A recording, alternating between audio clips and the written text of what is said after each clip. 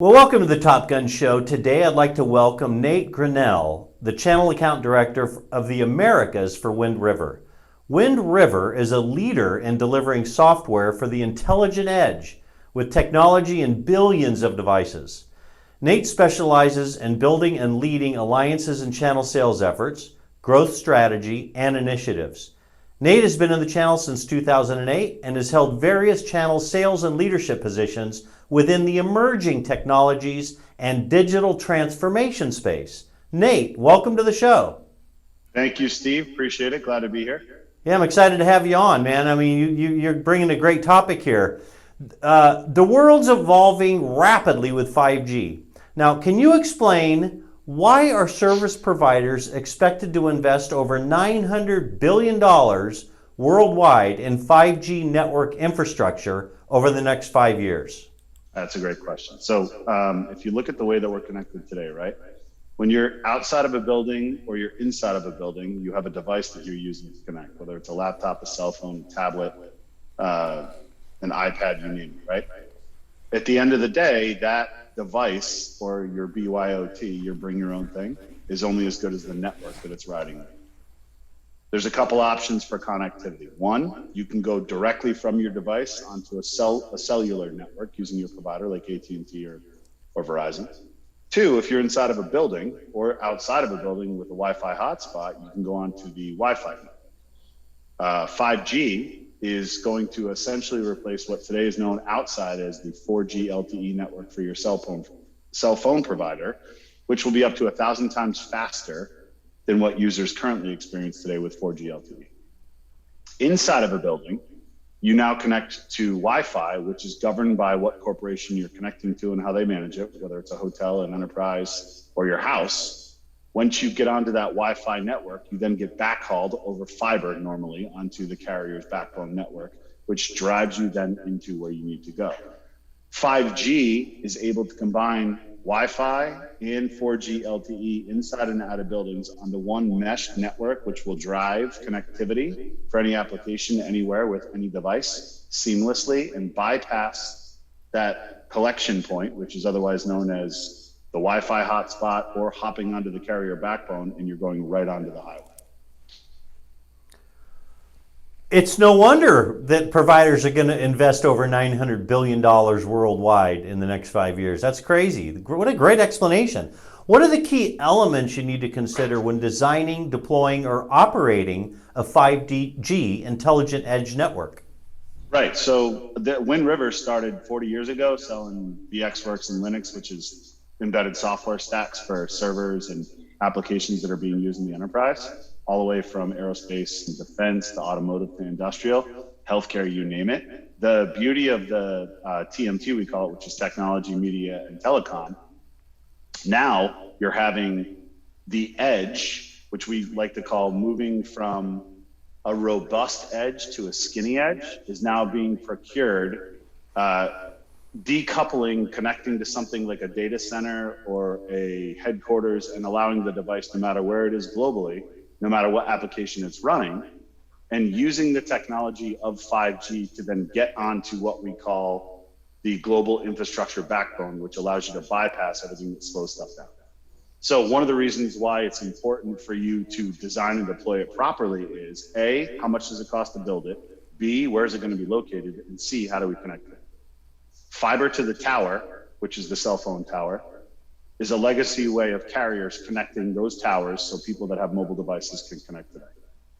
What Wind River's trying to do is take the software and put it at the edge so we don't have to connect to a fiber tower. We don't have to connect to a carrier. We can go right onto this idea that is 5G that'll be procured by carriers and by enterprises alike. So regardless of where you're located, whatever application you're running on your bring your own device, it will fly. We're in the business of making applications dance, right? Layer 7. So when you talk about how you design and build that, we want to make it easy to connect to for the consumer and the business, regardless of where they're located. So bypassing things like walls in buildings where you can't get connectivity, bypassing things like I'm not close enough to a tower to connect to my cell phone network. That's what's now being looked at, whether you're in a suburban area, a city, rurally, what have you. how do we get the most people able to connect to the most amount of the network at any point in time?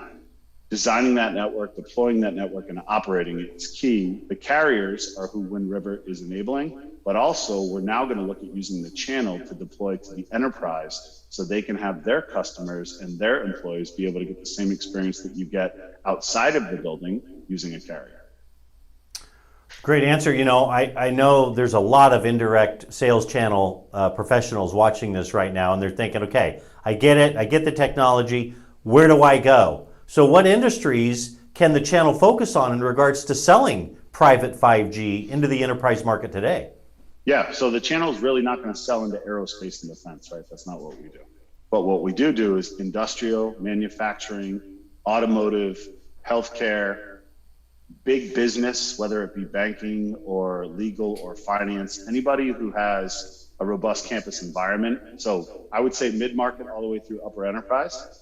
I would say manufacturing with use cases like augmented reality, virtual reality, integrated video analytics, anything where there's stuff now moving to the edge and Internet of Things. Cars like Tesla's a big client who you're driving around in their car, there's software inside of the Tesla mobile that has the non-gas using battery friendly system. All of that has to connect no matter where it is, right? You can't just drive in the middle of the desert and then it stops because the car is not intelligent anymore. It's got to be on a network. So any industry that is using IoT, and that will continue to grow, is a great focus point. But I'd say in my mind, the top three verticals are probably manufacturing, industrial, healthcare, and we'll throw a fourth one in there for good measure, big enterprise business that has a campus environment.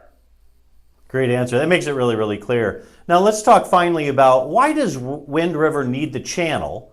And where does the channel fit into your overall go-to-market strategy?